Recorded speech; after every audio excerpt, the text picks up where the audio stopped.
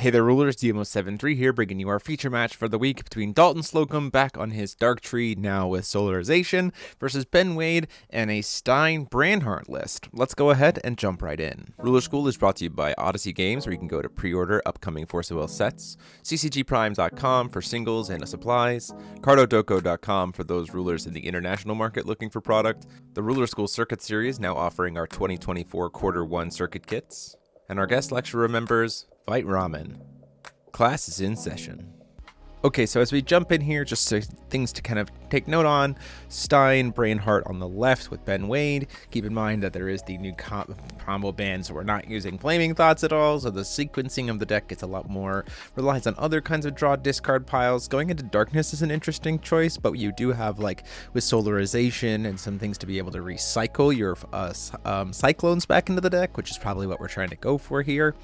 And Dalton playing his Dark Tree list, we've seen Dalton play it before, ultimately kind of making a use of Solarization for more ways to play new cards, as well as the Olympians package, less of the contract elements with the reveals, and then just kind of going into more of a never die kind of Dark Tree list. Ultimately, that does have some weakness against things like Electra, but we'll see if it's probably a genuinely helpful thing, at least in the early game, provided Ben doesn't try to go in too much, to be able to set up to like this base red deck, chopping down the tree of Electra, and then setting up for kind of like big combo push turns. There's a world where, you know, even in response to Electra's enter effect, we just throw down a bunch of burn spells and we go from there. Conclave coming down here, this is one of the main ways we don't have Flaming Thoughts, so we just kind of accept the fact that we're going a little bit slower to get them to grave, but it does help us get Flaming's skills to grave, or blazing skills, because at the end of the turn we're going to get to discard 3, ultimately discarding 2 Cyclones there. Not really what we want to see coming down at the end phase, but see another Conclave there in hand, which isn't bad. It does look like there is an Electra in the opener, as well as a Yggdrasil, which wouldn't be bad next turn to be able to set up for like a Protuberance. First stone being the stone to go get a Sun Protection entity, which does get us into the Rainbow Solaris site and then gets us a card RFG. It's certainly not a tech that I have thought of in thinking about Dark Tree, but it does, you know, immediately get you a card to the RFG to fuel things like the Shiva that he has outside the game, as well as a Omni Stone on turn 1, which is pretty nice. Still gonna just harp on Dalton here for continuing to tap Dark Tree instead of tapping Seaben. There's really no reason to not just tap Seaben to call Stone so that you have access, though I don't know if Dalton is playing any copies of any of the Darks, but it does kind of like telegraph that you're not playing any of the Corrupted Seven Kings, just because you always keep tapping Dark Tree instead of Seaben, who doesn't ever need to be recovered for any reason. Questioning whether or not we're going to see, you know, a play here, I would think would be play, we're going with another Conclave. I would think playing into that Yggdrasil would be helpful here. I hope we still see it. Yggdrasil going into Protuberance, being able to cast Protuberance on Dalton's turn and go into our turn and start to kind of set up at least some kind of aggressive board state. We are going to see this Warrior of Solarisire come out here, because we don't have a Resonator, so we can make it cost 1 red less and then use the Solarization to tuck it back into the deck. Now we're either going to see if he has a Protuberance in hand, I think we would see a pass. Otherwise, I think Yggdrasil would be the play to go for here. We're definitely not going to be able to contract this turn, but we're going to go ahead and cast Protuberance anyway. We have one. We found one. I'm not sure why we didn't wait to just cast this during the recovery or like the end of Dalton's turn. Just for the sake of like representing any amount of interaction, because now Dalton just gets to kind of go nuts because we're not going to be able to contract this turn. We do get to draw and discard and produce a red for something, but we can't contract with it, and there's nothing else in hand or on field that we can use the red for, so it's just kind of it feels like a missed opportunity to just like play the Yggdrasil, go up, we'll get a second Protuberance, and then start sitting into a position of like, you're going to have a bad time. That being said, I do understand that we wouldn't be able to get a second Protuberance because we'd be paying technically Void into Yggdrasil, but because we have a Protuberance on field, then, or in hand, then we don't really need to go search for one. Like, Yggdrasil would just be essentially a mana dork at that point in time. And now we get this Ares, or this Pollen, which is going to get to pop the Protuberance before it got any value. So this is one of those things where if we had gone for Yggdrasil instead, we would be, the Apollon would be not able to pop the Protuberance here, and we'd be able to interact a little bit more, giving the control-ish slower back deck the most like hand knowledge, or most like freedom in terms of when to make their plays. I think is something you should just try to be avoiding at all possible. And then this could just be a, you know, not knowing the matchup, not necessarily understanding the different Olympian lines here, but I think overall that was just potential play lines that could have been done better. Do lose the Apollon, which will let us up to be able to solarize later. I mean, if we have something like, you know, the token generator to make the solarization tokens, or the belligerence tokens, that's an option.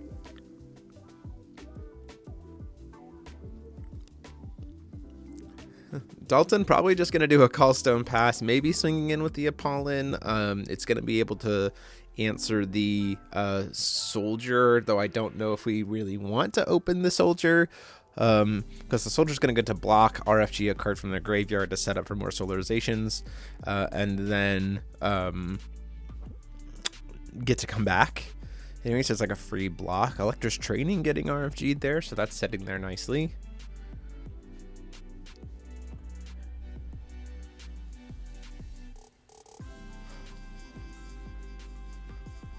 A second Yggdrasil in hand. Obviously, at this point in time, probably hoping we get a darkness or a fire source. We did get an actual source for Will here, so we'll be able to play into the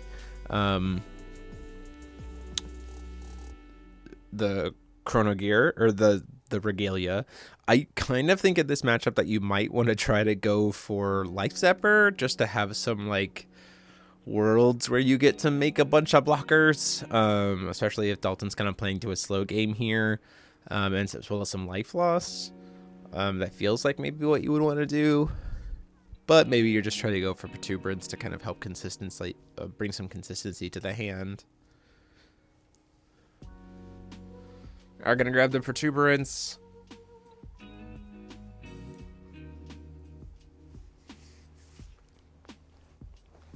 And we'll see if we have anything else at the end of Dalton's turn.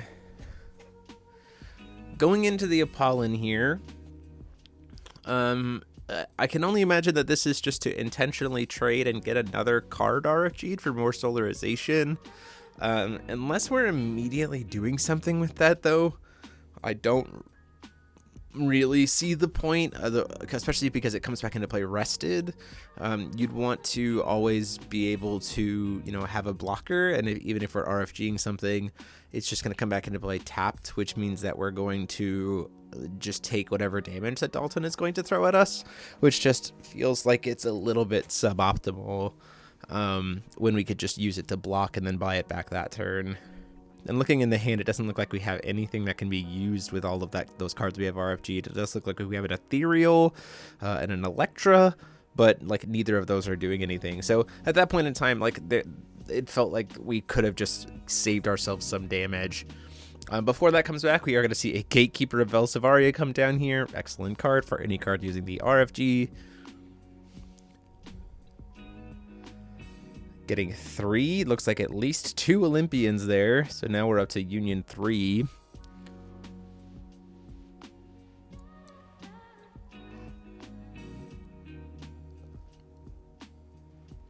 Draw for turn, move to recovery, gonna be working on 3 will here. If we had access to an Odin, I wouldn't be surprised if we see Odin come down here.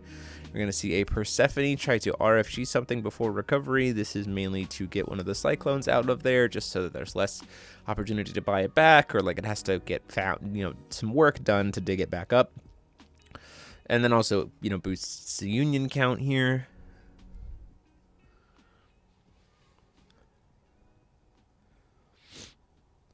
There's a world where Dalton's just going to go ahead and swing in with the Apollon just to try to take some damage. But I also wonder if there's a world where we're playing against the burn deck, and we are also playing Union 7. So, like, if we hit Union 7, you're dead. So I think there's also a world where you have just called Stone Pass here because there's really no reason to do anything else. Make sure to always answer it until you get to your Union 7, especially considering we now have an Athena in the RFG, which means that Stein will be able to cast it, and then we can just kill it that way. It wouldn't be a Dalton Slocum deck without Magic Stone Research Institute somehow finding its way into the list, and this is no exception. So Institute's going to come down here, currently boosting a grand total of +6.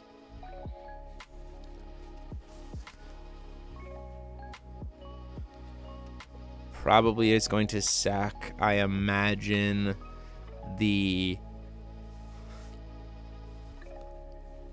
Wanderer Stone to be able to get into a new card. Hopefully keeping a +6 bonus here.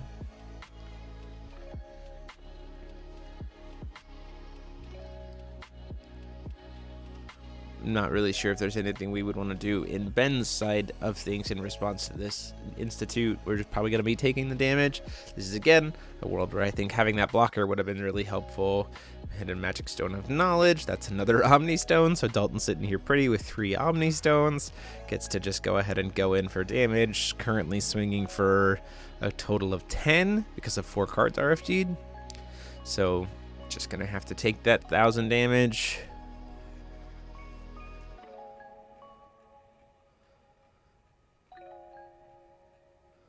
Goes down to 30. I'm going to swing in with the Apollon. This is swinging in for 12. This is, again, if we had Soldier being able to block, I mean, we'd only be down to 30, and we'd still get to keep the Soldier. Or at most, we'd go down to 18, and we'd force Dalton to burn some of his resources to get the spot removal out of the way, which at that point in time, Dalton's probably not going to do, but if he does pull the trigger and waste a combat trick, then we're probably in a pretty good spot because, again, we can survive the hit, and if at any point in time as the red deck, especially I think as you see there's the Electra in hand, if we get the red deck to tap out and we've got Electra, they just lose. Or if we get Tree to tap out and they've got Electra, they just lose. It's just the end of the game at that point in time. Before recovery, we're going to use that Yggdrasil to try to cast the Protuberance. And that is actually going to get a little bit more life out of Dalton and get him to cast the Ares, which is going to cancel it, but that does tap out Dalton, which, as I just mentioned, is exactly what you want to try to have Darktree do when you're moving into turn 4. And as I have noted many times, when you are playing Darktree, if your opponent is going to 4-will, don't tap out, because you will just get hit by an Electra and lose the game. And that's probably what's going to happen here, provided that Ben sees the line. I mean, especially since, again, Electra's going to swing for a total of burn for 16, hit for 16, and then Trooper will be able to swing in for the Finding Lethal. RFGing an additional card from the top of the deck. Not that we're going to use that in any way, shape, or form. A couple cards from the top of the deck, apparently. Move to recovery. We're going to call our 4th Stone. That gets us into 4 mana for Electra, and just going to get slammed. The game's going to be over.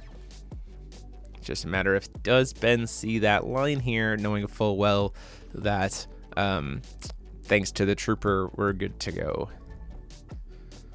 It's even more so, actually, because it's actually more than enough for lethal just from Electra herself, because she'll probably grab a armament, which means she's probably grabbing longsword, which means everyone's getting +2/+2 or +2/+0. So she herself will be 18. And then get to swing for 18, which is enough just to kill Dalton outright. But even if Dalton was at 40 life, that'd be lethal. Because the Trooper would also get boosted the +200 attack and be able to swing in because it was played many, many turns ago. And down comes Electra. We get to go get the wonderful, there exactly is the longsword. And that's going to be it. And so just in a second, Dalton's going to start to pick up his deck. to be like, oh, okay, you're hitting cards off the top of the deck. And then both of them realize, no, that's not what you do at all. You just take all of the damage from what's about to happen to you, because damage can't be prevented. So they have a little bit of a debate here about it, which is weird because Daltin has played Darktree for a bit and knows what Electra does. But yeah, and then they'll scoop it up and be like, oh yeah, wait a minute, damage can't be prevented, it can't be replaced. Darktree is just going to get axed by this Electra, and we move on to game 2.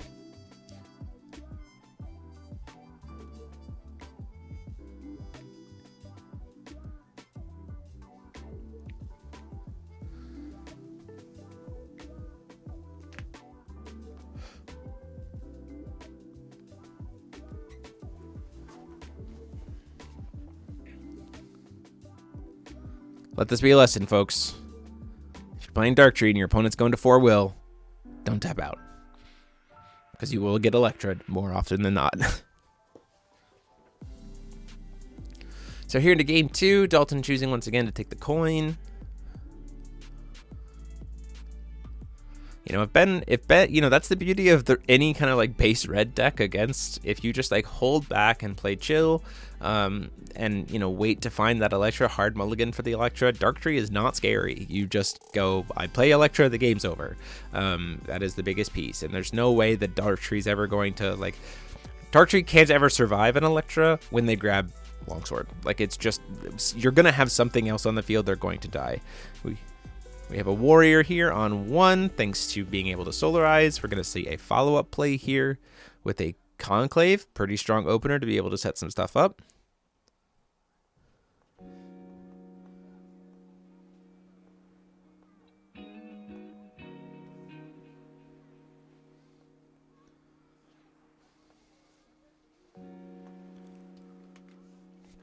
Setting up a nice graveyard here, especially if we can get to a, you know, series of,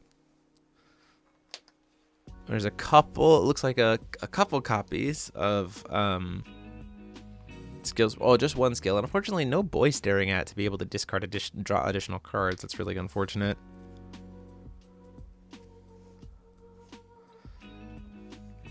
Daltin seeing that turn 1 knowledge stone. Do you see a Horn of the Sacred Beast? Pretty good if he wasn't staring down a red deck that can just play Electra. Horn of the Sacred Beast doesn't really help there, although it will help potentially to be able to keep Ben off of a Protuberance flip or a really explosive like Flame Cyclone or anything once an Electra has dropped. We do see there's another Electra in hand, so provided Ben just kind of plays it safe, there's a very real option that Electra's just going to come down on turn 4 and then you're just dead again. An Ethereal of Solarized here, which is nice to be able to set up for some potential life loss if we need to. And this, I think, is a little bit of an error. If Ben decides to go in here, it does look like Ben is going in. This, I think, is a plague error against Darktree. Hitting any kind of letting them fuel their RFG when you're not trying to go in for lethal is a mistake, especially considering what you're playing into. You're playing into Replicants and you're playing into Olympians, and Sebin lets Daltin cast 1. So we essentially just swung and let Daltin draw 5 cards. We weren't doing lethal that turn at all. And so now we're just setting up free solarization like discounts, which is gross, especially considering there's the fact that Daltin might be playing Odin in the list. And if that's the case, like, an Odin coming down on 3 from Daltin is going to be potentially backbreaking, simply because, like, we would about to be going to 4 stones and now we have no stones, and so then we just get like Odin crackback lethaled, because there's just no way to keep up once that Odin hits the field, at least in a mono red deck. Unless we were playing, you know, some handy dandy skills like, you know, a Cyclone in response to nuke the board, as well as, you know, falling the sudden fall to be able to start popping them. That could be something to at least keep us in play. We have Obrazuki coming down here. Gonna get to establish some pressure, burning coin to do that after going to go get a Rainbow Solarized.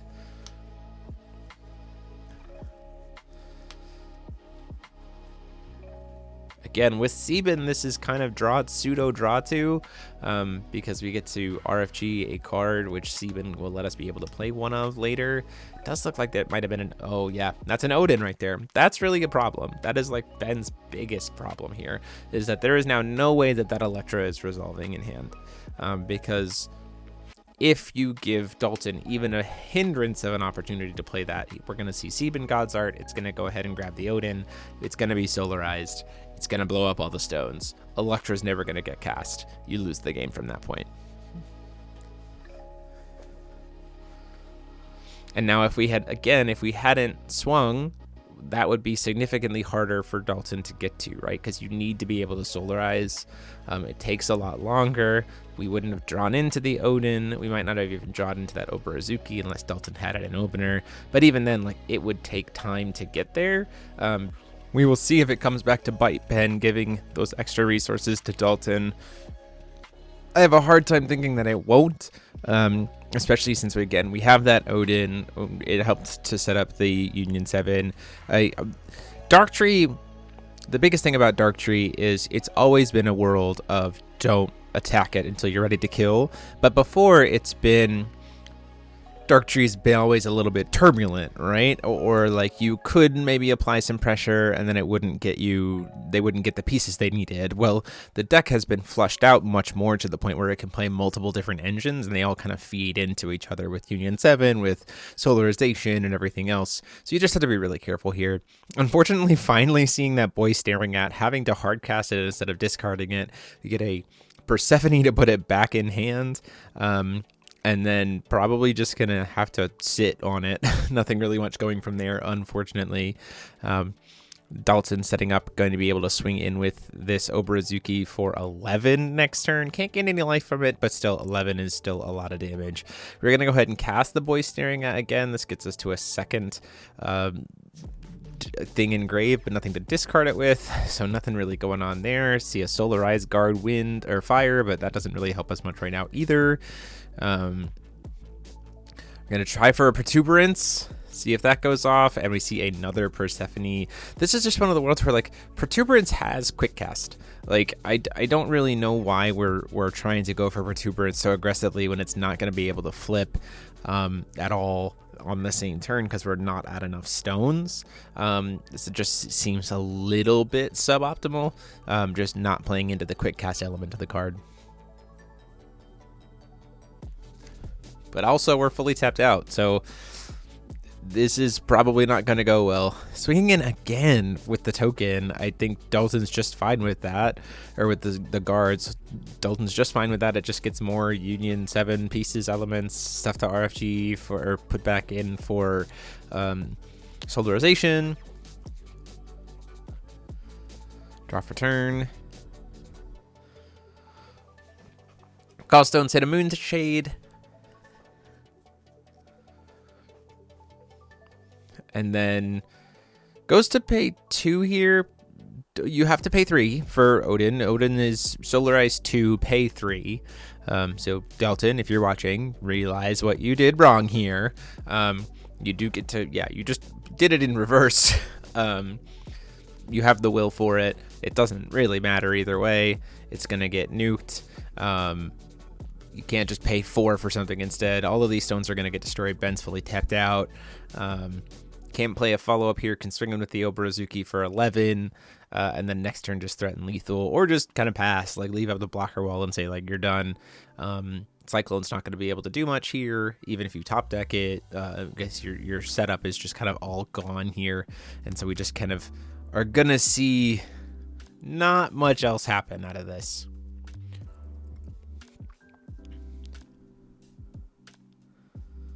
Dalton trying to make use of that stone that he shouldn't be able to make use of.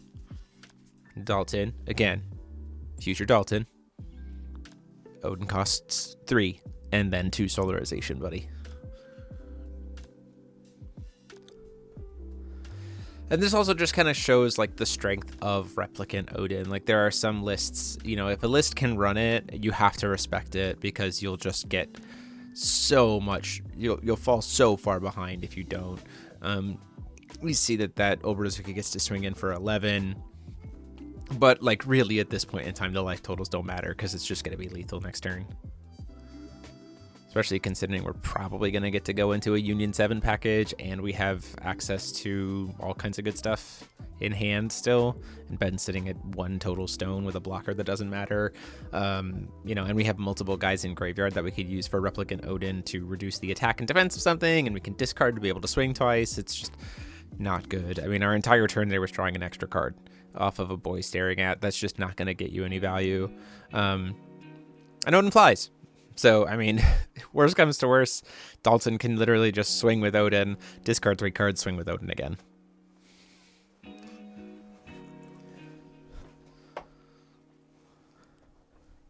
But in true Dalton fashion, we just play this card that he shouldn't be able to play.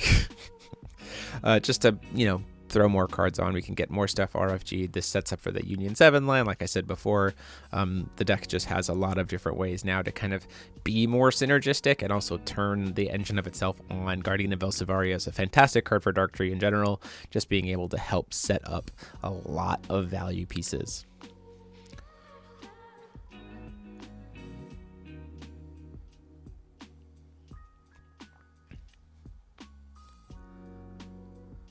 Going for an Aphrodite, we get to draw a couple cards here because we're at Union 7, just maybe trying to see if we can draw into a Hestia, I imagine, or again, it ultimately doesn't matter. We could just swing twice with the Odin and have the lethal that way.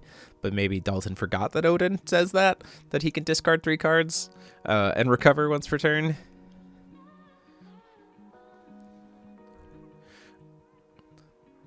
Yeah. Dalton's truly just kind of going in here at this point in time. Replicant Athenia gets to RFG, you know, sack a bunch of stones, get a bunch of new stones.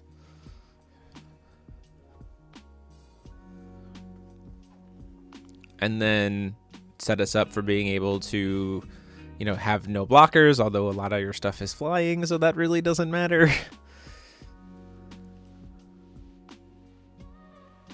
Get a bunch of stones that we can make use of. This is just kind of insult to injury at this point in time in terms of swinging.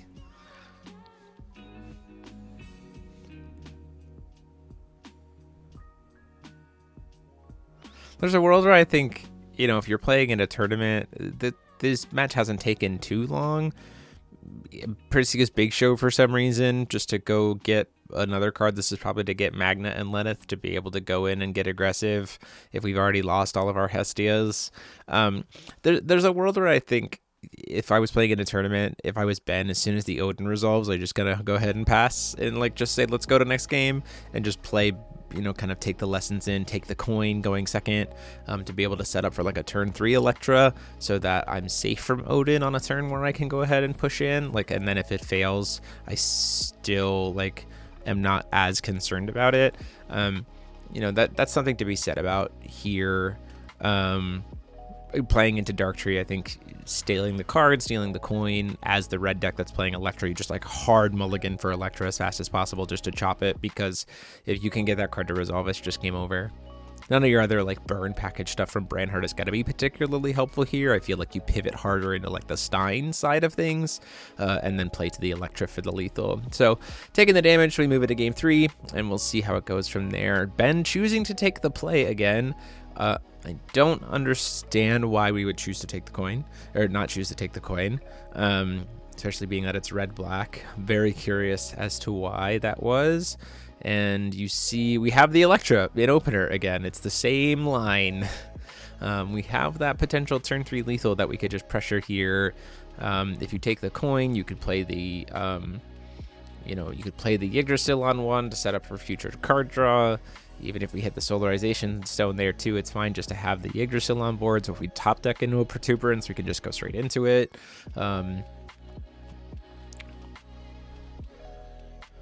See a draw. Moonshade from Dalton.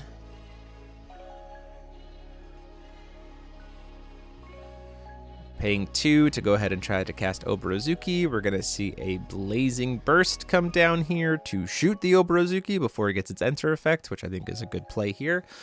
Just kind of keeping that pressure off the board and gets you a nice Blazing Skill to the graveyard.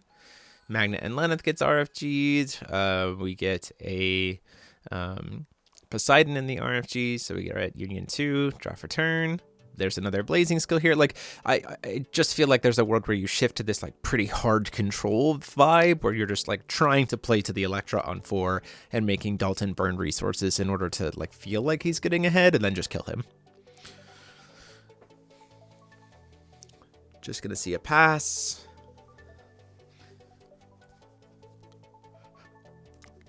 Second Moonshade. I mean, that's great, seeing that we have the Electra. Anytime that Dalton has to pay life, it just makes our Electra that much better.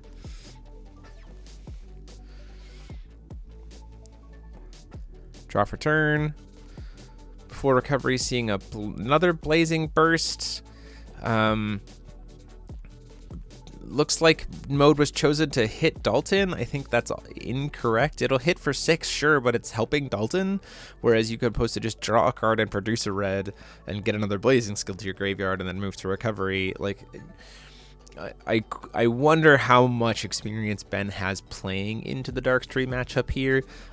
There's certainly lines where this matchup is one that Ben absolutely can win. Which is kind of why I wanted to talk about this matchup as well. I mean, even though you're the hard red deck, you have ways to be able to mess with the Stein list or the Darktree list in a way that just doesn't really matter. Like this, like Dalton just paid 4 life to put on a Satellite Maze. Like, you don't care. Like, that's fine. Let him draw a card. He's not going to reveal anything from outside the game. That's fine. You just don't care. If you hadn't burned Dalton here, for any damage, then there's no way that an Odin comes down on 3, and then we go to Ben's 4th turn, and we get an Electra, and Dalton dies. Like, that's just kind of the line. Like, you throw things out like the Blazing Burst to kind of keep his board state down, or another Blazing Storm to keep drawing, or flashing a Protuberance or something to like try to get Dalton to burn some resources, and then you just play the Electra and the game's over.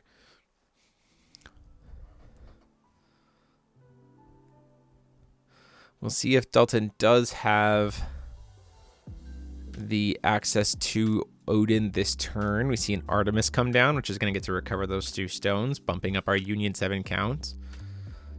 Quick jump cut there just for a delay.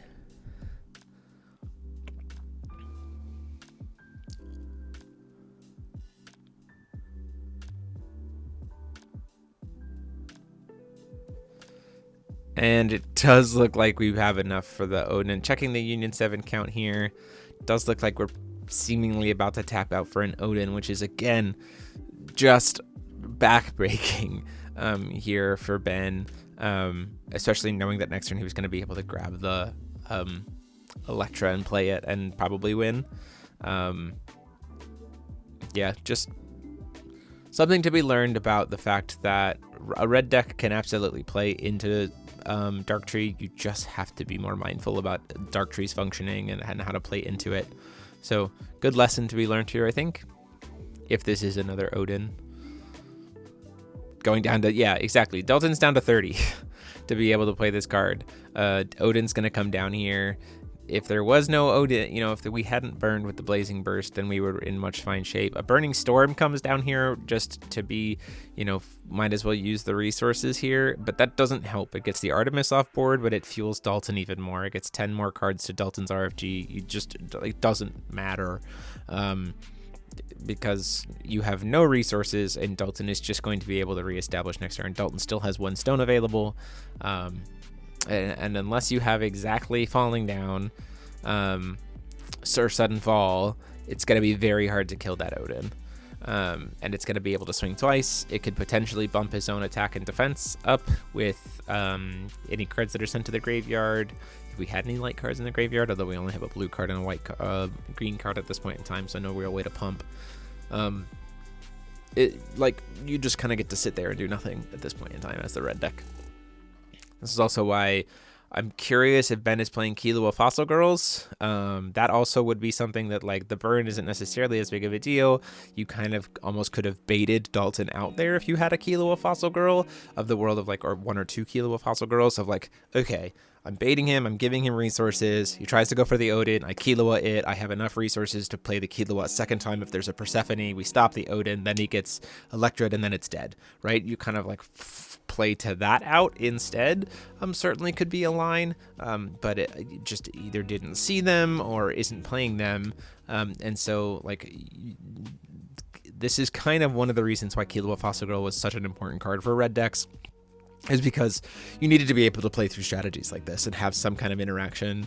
The idea of just trying to play an all gas deck in this environment in general, especially when matchups like Dark Tree exist, is something that we should try to avoid. You need to have some kind of way to mess with your opponent's stuff, whether it by like disrupting their play lines or not giving them resources or canceling enter effects or giving your stuff impaired like Eternal or redirecting or things like Gradius. Like just something to be able to interact is pretty important. We're definitely at Union 7 at this point in time because of the 10 cards that RFG'd. Hestia is going to come down here. It's going to burn Ben for 25. Everything has swiftness. Odin's going to be able to swing twice. We have enough cards in hand. That's just the lethal line here. So it's just a matter of like, we'll walk through this as it goes. So, you know, I think main growing lesson here, you know, game 1 was a perfect example of how a red deck beats Dark Tree. It plays this like disruption game. It makes kind of the smoke screen of like, well, you got to have pressure. I'm not going to give you any resources. You're going to have to work to build something. And after they've done that, you slam an Electra and they die. Games 2 and games 3 were good examples of Dark Tree using its engine pieces and like how it's using the engine pieces now with Solarization, and coupled with the fact that the red deck wasn't playing that smokescreen game, tried to do a pretty traditional aggressive play line into a Dark Tree, and it actually punished them. So it's a good lesson to learn here, and the deck lists for both of these lists will be up later because I do think there's some fun stuff in both lists. So let me know what you guys think about the Dark Tree matchup in general, or the idea of what Brandhart is doing nowadays without flaming thoughts, what you've been doing with it differently. Let us know in the comment sections down below. And until next time, this is DMO73 saying class dismissed.